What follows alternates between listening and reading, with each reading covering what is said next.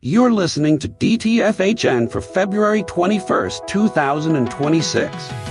I'm your mass-produced but artisanally calibrated host, Jack Haxman. We are your daily tech feed for Hacker News, a website where people who build doors argue about who owns the hallway. Today's got that particular flavor where everything you trusted turns out to be wearing a costume. Let's get into it. I once built an authentication layer for a small internal tool. Nothing fancy. Just making sure the person logging in was who they claimed to be. The entire system collected a username, a hash password, and a session token. 3 data points. That was sufficient to verify identity for daily use by 40 people. Persona Identities, Incorporated, collected over 20 distinct categories of data to verify one person for a LinkedIn badge. Full passport scan, NFC chip contents, facial geometry, behavioral biometrics, including hesitation detection and copy-paste tracking. Then cross-referenced all of it against government databases, credit agencies, mobile carriers, and utility companies for a blue check mark on a professional networking site. Let me play devil's advocate for a moment. You could argue this is exactly the level of rigor identity verification demands. Passports get forged. Deepfakes exist. If you're going to verify someone is real, you need layered signal. Document authenticity, liveness detection, behavioral analysis. The thoroughness is the product. That's what LinkedIn is paying for. Except the data doesn't stop at verification. Page 6 of Persona's privacy policy, buried in a table under legitimate interest. Not consent, legitimate interest. States they use uploaded passport images to train their document recognition models. Your selfie improves their service. You walked in as a user. You left as training data. The legal mechanism they chose means they decided unilaterally that this use is proportionate to your fundamental rights under GDPR. No one asked you. The architecture here is worth examining precisely. You clicked Verify on LinkedIn. You get redirected to Persona. Persona collects everything. Cross-references you against a global network of third-party databases. Then hands LinkedIn back a sanitized result. Name, birth year, ID type, blurred document. LinkedIn gets clean hands. Persona gets your face, your passport, your behavioral patterns, and the license to train on all of it. Every subrepository listed in their documentation is based in the United States or Canada. A European user scanning a European passport for a platform with European operations, and the data pipeline touches 0 European entities. The entire verification chain runs through North American jurisdiction. One commenter put it simply. Here's where you went wrong. You're on LinkedIn. Glib, but it points at something real. The cost of participating in centralized professional infrastructure is now a full biometric and behavioral profile held by a company most users have never heard of. The verification happens in 3 minutes. The data retention extends years beyond account deletion. The training use has no expiration at all. This is what closed identity infrastructure looks like. One vendor, opaque data flows, unilateral decisions about secondary use. The alternative exists. Decentralized identity standards, verifiable credentials, systems where you prove a claim without surrendering the underlying data. The tools are built, the specifications are published. They just aren't what LinkedIn chose to deploy. Now for something that actually makes you want to high-five your phone. Let's talk about keeping Android open. One of the most upvoted comments in the Hacker News thread put it bluntly. We have no power to keep Android open. It's in the hands of a company building it for profit. We chose to drink this glass of wishful thinking. That's the resignation talking. And I understand it. But the F-Droid team just demonstrated exactly why that resignation is premature. Here's what actually happened. Last August, Google announced plans to heavily restrict sideloading on Android. The community pushed back hard. Google published a blog post with vague reassurances about an advanced flow for developers and hobbyists. And then, something insidious occurred. Nothing. No advanced flow appeared in Android 16, not in the quarterly patch, not in the beta, not in Android 17 Beta 1. The announcement functioned as a press release with no corresponding product. But it worked. By the time F-Droid developers were at FOSDEM in February, most users they spoke with believed the problem was solved. Google had fixed it. Crisis over. This is a technique botanists would recognize. It's called alevity, where a plant releases chemicals into the soil that suppress the growth of competing species around it. The plant doesn't attack its neighbors directly. It just makes the environment quietly inhospitable. Google didn't defeat the opposition. They released a compound into the information ecosystem that made the opposition stop growing. The F-Droid response is worth studying. They didn't write a manifesto. They shipped a banner. Every update of F-Droid Exception now displays a warning about the timeline. Izzy Android added 1. Obtainium built an in-app dialogue. This is coordination without centralization. Independent projects choosing the same signal because the threat is real and the clock is running. Another commenter proposed something genuinely interesting. Imagine an open device where Google runs as a sandboxed app.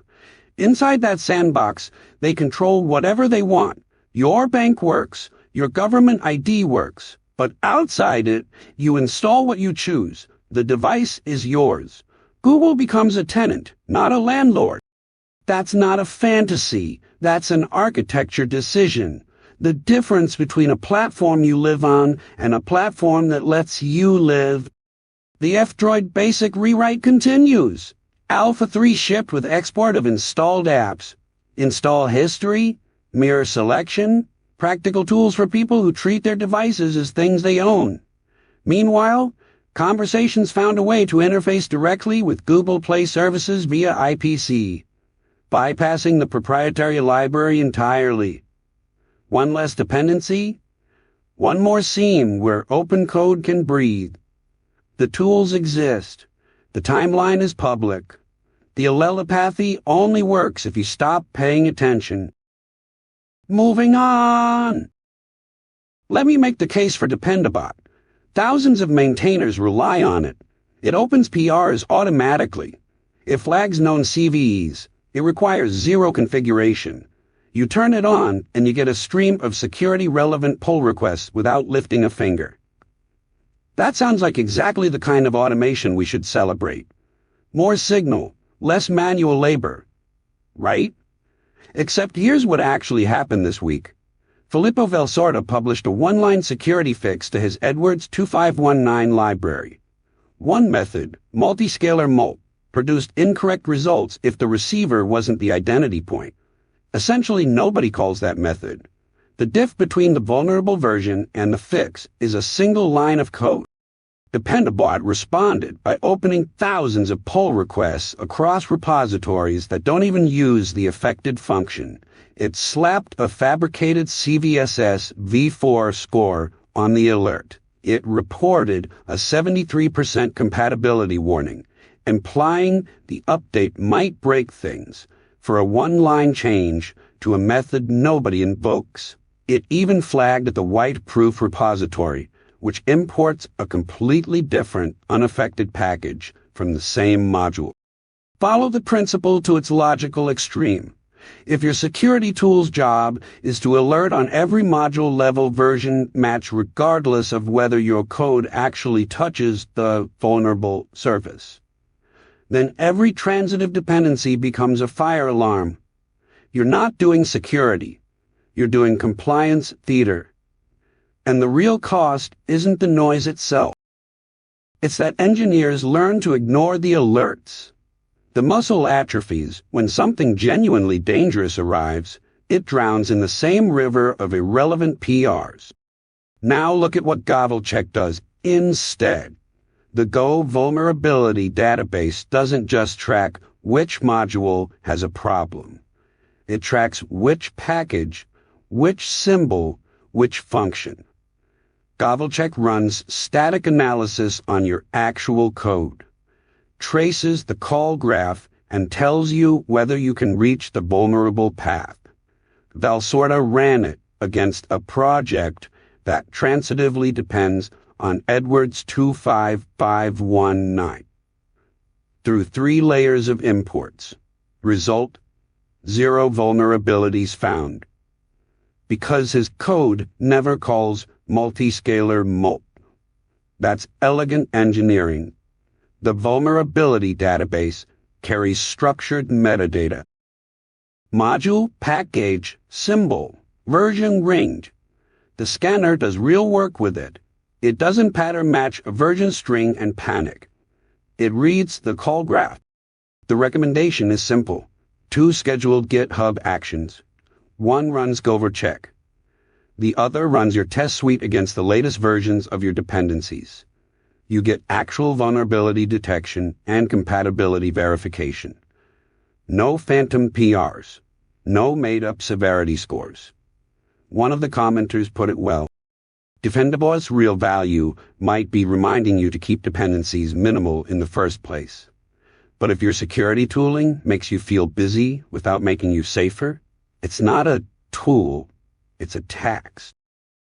Moving on. In Non-Tain Nanny Bat, Randall Schwartz, one of the most respected Perl programmers alive, ran a password cracker against his employer's systems to demonstrate they were weak. He told them about it.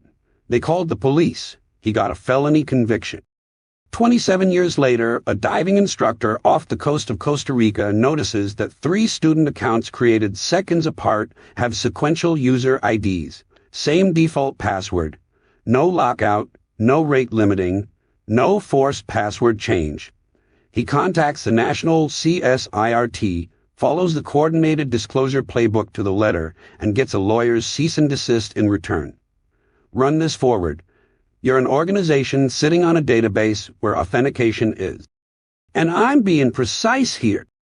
Guess an incrementing integer and type a password that every account shares at creation. Children's data is in this system: addresses, dates of birth, phone numbers. The door isn't unlocked. There is no door.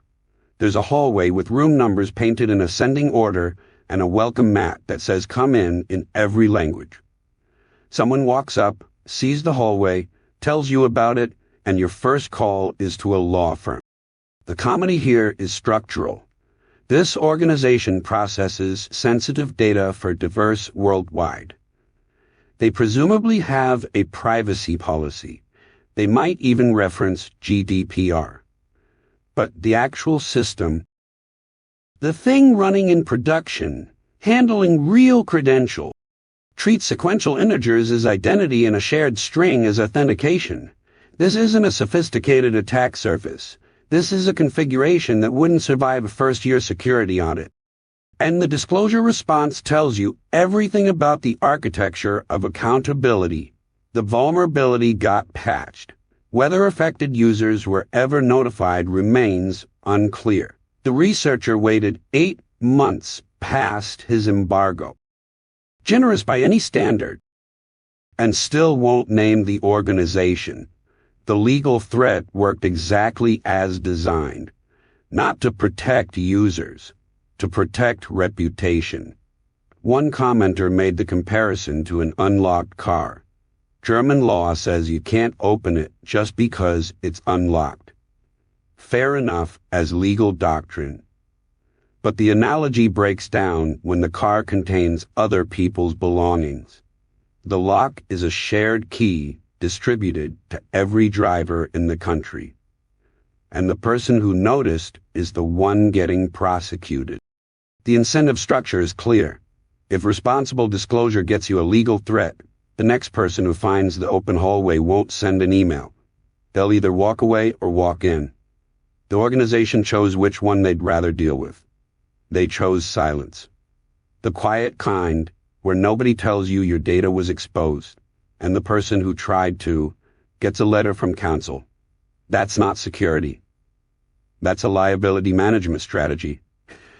wearing security's clothes. Moving on. Buried in Karpathy's post is a parenthetical that deserves more attention than the thesis. He says NanoClaw's core engine is about 4,000 lines of code, and that this matters because it fits into both his head and that of AI agents. Pause on that.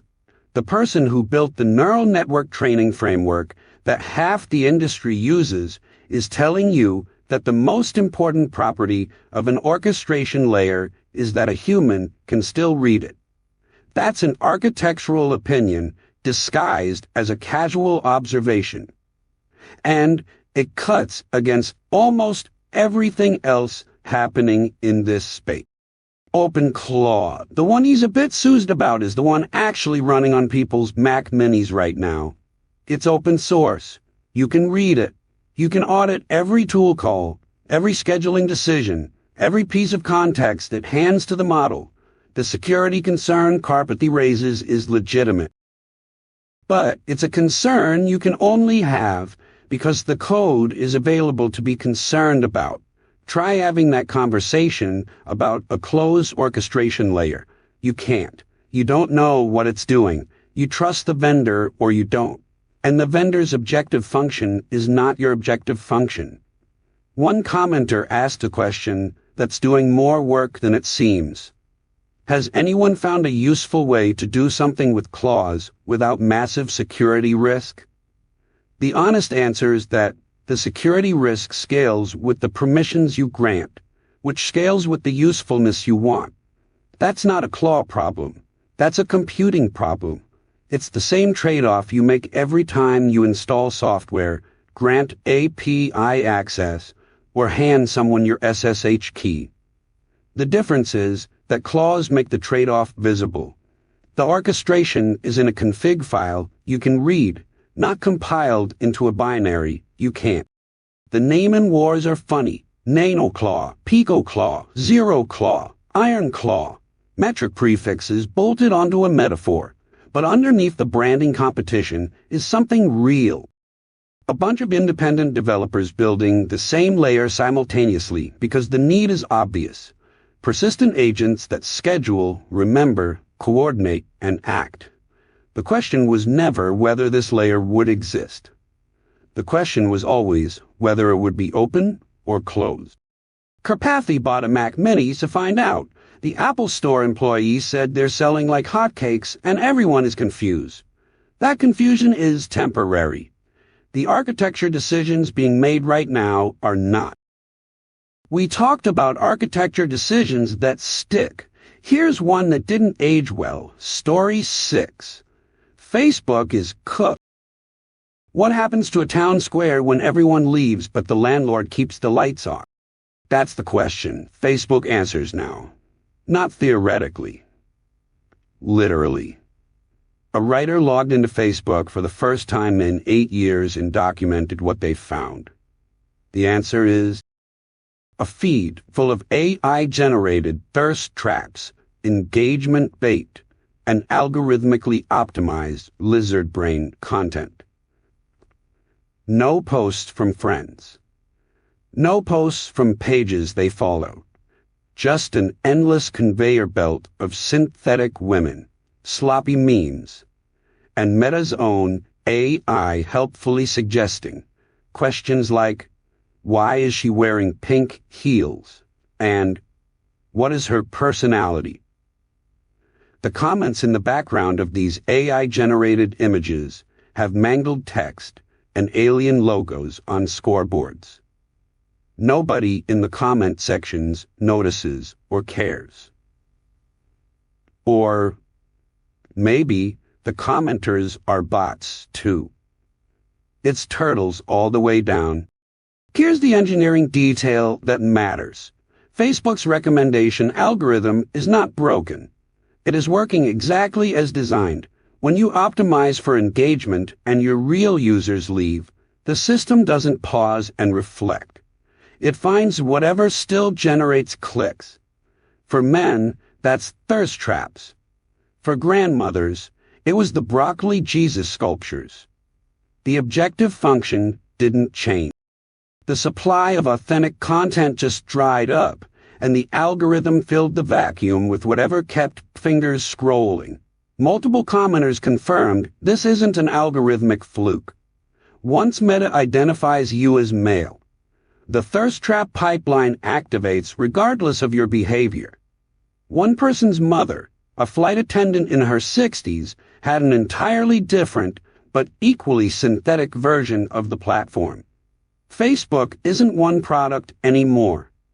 It's 1,000 individually optimized engagement machines, each reflecting back whatever keeps that particular user from closing the tab.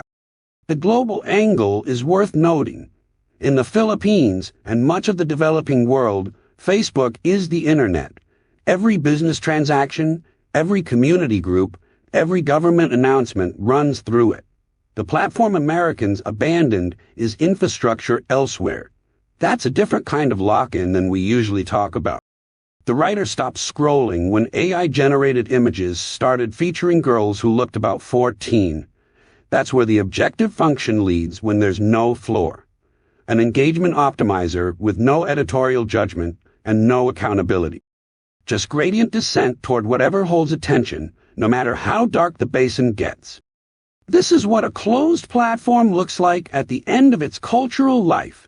The users who gave it value left. The algorithm remains, and nobody who could change it has any incentive to. Moving on. The technical question at the center of this story is deceptively simple. What makes an archive trustworthy? An archive has exactly one job. Capture a web page exactly as it appeared at a specific moment in time. Bit for bit. No editorial judgment, no alterations, no exceptions. The moment you modify a snapshot, you've destroyed the only thing that gave you value. You're not an archive anymore. You're just another website with an agenda.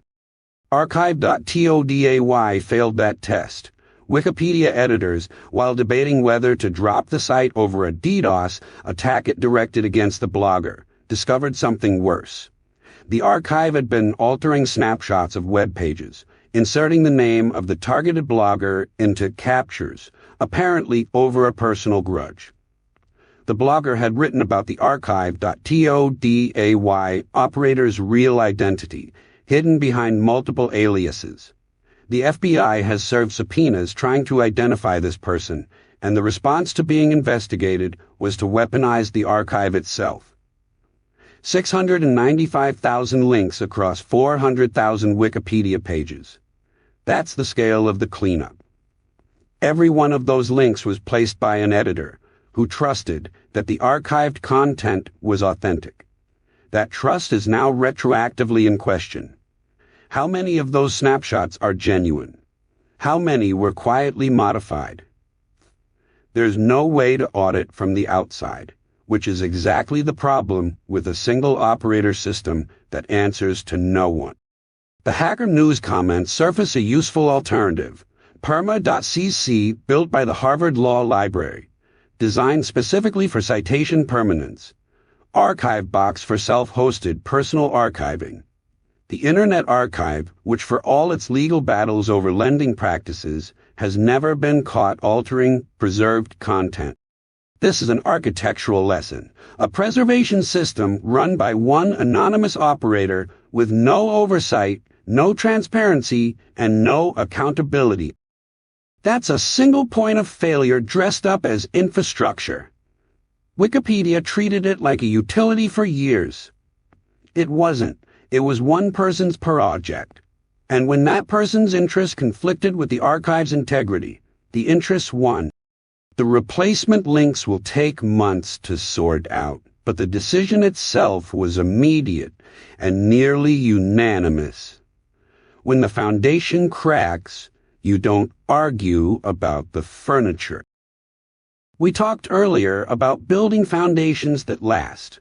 Well, here's one that started everything. Pause story 8. Double-click. That's how you followed a link in 1990. You opened the World Wide Web application on a Next cube in a Swiss physics lab. You found blue text, and you double-clicked it. No single tap. No hover state. No cursor change. Double-click like opening a file on a desktop. Because that's what Tim Berners-Lee thought the web was. A file system you could reach across a network. CERN rebuilt that browser in 2019. The original one, the first one, the only one that existed for months, and made it run inside a modern browser, which means you can open Chrome, a program built by thousands of engineers backed by billions in infrastructure, and inside it, launch the entire program that defined what a browser could be. It fits like a music box inside a concert hall. The thing that stops you cold is the menu. Document. Open from full document reference. Type the URL manually. Click open. There is no address bar. There is no back button. The concept of navigation as we know it didn't exist yet because nobody had navigated anywhere. Berners-Lee built a tool to let physicists share papers. He didn't build a platform. He didn't build a product. He built a door and left it open. And that's the detail that matters 35 years later. The World Wide Web application was a browser and an editor. You could read pages and make pages in the same program. The web was born read-write. Somewhere along the way, we let it become read-only for most people. Consumed through apps controlled by companies who decide what you see and when you see it. One comment mentions Urwise, the first graphical browser built by students in Helsinki. No funding came through. The project died. That pattern repeats across the history of open technology. The tools get built by people who believe in them, and whether they survive depends entirely on whether anyone else decides to pick them up. CERN putting this reconstruction online is a small act with a sharp point. The web started as something anyone could build on, hosted by a physics lab that wanted to share knowledge. The architecture was open because the architect believed sharing was the point. Every browser used today descends from that conviction. The question is whether the things we build on top of it still honor it. Completely different energy now. Story 9. Pause a tool that mass edits Linux kernel code and somehow makes it look easy. I've spent more hours than I'd like to admit writing find and replace scripts that break the moment someone uses a slightly different indentation style. You write a regex, it works on 3 files, and then file 4 has a macro that wraps the function call across 2 lines, and suddenly your clever pattern matches eating semicolons. Every C programmer has been there. Every C programmer has lost that fight. Coccinelle solves this problem the way it should have been solved from the beginning. It understands C, not as text, not as lines, not as tokens you grep through, but as a parse structure with semantic meaning. You write what's called a semantic patch, a description of the pattern you want to find and the transformation you want to apply. And Coccinelle handles the rest. Whitespace, macros, formatting variations, all of it. The transformation preserves the style of the original code. Your patch looks like it was written by a human who read every file. The tool traces back to work by Julia Lowell and her collaborators at INRIA. Starting around 2008, one commenter rightly points out that calling it the Linux kernel's tool is a disservice. It's an independent project, but the kernel is where it proved itself at scale, and that's not a small thing. The Linux kernel is 34 million lines of C, maintained by thousands of developers across decades. When you need to change an API that touches 600 call sites, you don't send 600 hand-edited patches. You write one semantic patch and let Coccinelle do the work. This is the kind of infrastructure that never gets celebrated because it's invisible when it works. No one tweets about a refactoring tool, but the ability to make correct, verified, large-scale changes to a codebase. That's what keeps open source maintainable at scale. Without tools like this, Every API change becomes a bottleneck. Every deprecation becomes technical debt that never gets paid. The comments surface something worth noting. Multiple people say the documentation is impenetrable, that they end up copying existing semantic patches and modifying them rather than writing from scratch. That's a familiar pattern in powerful tools. The capability is extraordinary. The on-ramp is steep. Several people are building modern alternatives for other languages, which is exactly the right response. Take the idea, make it accessible, spread it further. Moving on. The top comment in the thread is almost a haiku in its frustration. Someone points out that locking AP is in both C++ and Rust don't give you enough knobs the moment your use case gets even slightly non-trivial. And that's the entry point here, because this article is about one of those rare moments where the standard library actually did give you a useful knob. Here's the setup. You have a counter. Multiple threads read it constantly. One thread writes to it occasionally. With a plain mutex, every reader blocks every other reader. 4 threads wanting to look at the same number. And they're standing in line like it's a government office. The data isn't changing. Nobody's writing. But the lock doesn't know that, and it doesn't care. Sifty shared MEX added in C++17 fixes this with a simple distinction. Readers take a shared lock. Writers take an exclusive lock. Readers never block each other. A writer still gets full exclusivity when it needs it. The refactor is about 6 lines of code. Now let me play devil's advocate. You could argue this is premature optimization. Most programs aren't bottlenecked on lock contention. A shared mutex has higher overhead per operation than a plain mutex. There's more bookkeeping under the hood. For a counter with 4 readers, you'd never measure the difference. But that misses the point. The value isn't in the counter example. It's in the config cache that gets hit 10,000 times a second and updated once a minute.